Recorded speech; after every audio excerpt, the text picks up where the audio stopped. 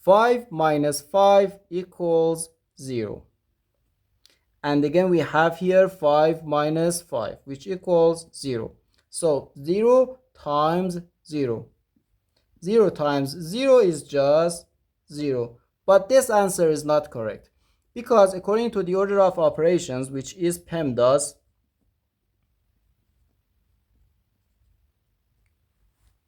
P stands for parentheses, E stands for exponent, M and D stands for multiplication and division, and A and S stands for addition and subtraction. We first do parentheses, then exponent, then multiplication or division, and finally addition or subtraction. Remember that multiplication and division have equal priority and we have to work from left to right. And the same applies to addition and subtraction. So here, first we have to do this multiplication.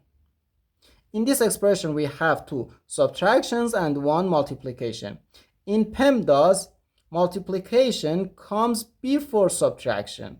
So first, we have to do this multiplication. Okay, 5 times 5 gives us 25. So we have here 25.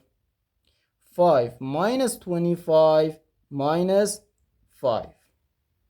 Now 5 minus 25 gives us negative 20. So negative 20 minus 5, which equals negative 25.